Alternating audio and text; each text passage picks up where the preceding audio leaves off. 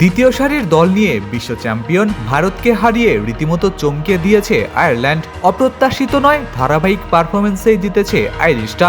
এমন ঐতিহাসিক জয়ে অনেকেই হয়তো ভাবছেন ভারত দ্বিতীয় সারির দল পাঠিয়েছে আয়ারল্যান্ডে। তবে ব্যাপারটা মোটেও এমন না, বরং ঘটনাটা উল্টো। দ্বিতীয় সারির আয়ারল্যান্ডই হারিয়েছে পূর্ণশক্তির ভারতকে। আয়ারল্যান্ডের বিপক্ষে ভারত 2 ম্যাচের সিরিজে হোয়াইট ওয়াশ হয়েছে, যেখানে ভারতের নেতৃত্বে ছিলেন শ্রেয়াস আয়ার।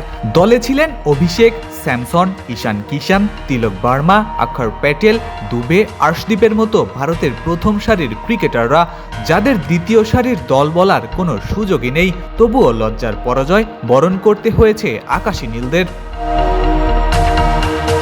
অন্যদিকে ইনজুরিতে জর্জরিত আয়ারল্যান্ড দলের 6 জন প্লেয়ার ভারতের বিপক্ষে একাদশে ছিলেন না।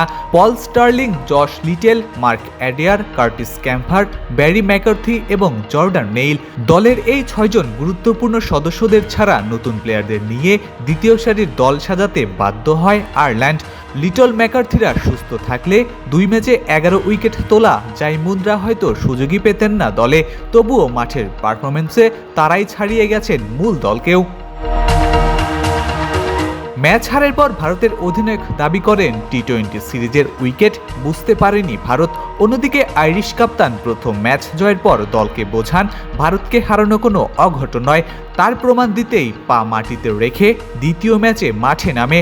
বলেন, প্রথম ম্যাচের পর আমি সবাইকে বলেছিলাম বিশ্বকে দেখাতে হবে এটা কোনো একবারের ঘটনা নয়, আমরা আবারও সেটা করতে পারি। আজ আমরা সেটাই করে দেখিয়েছি। আয়ারল্যান্ড এবারই প্রথম ইন্ডিয়ার বিপক্ষে টি-20তে ম্যাচ এবং সিরিজ জিতেছে, যেখানে তাদের দলের মূল প্লেয়ারগুলোই ছিল অনুপস্থিত। আইরিশদের কাছে এ কারণেই ইতিহাস হয়ে থাকবে বিশ্ব চ্যাম্পিয়নদের হারানোর এই সিরিজটি। Ishtiaq Ahmed, daily cricket.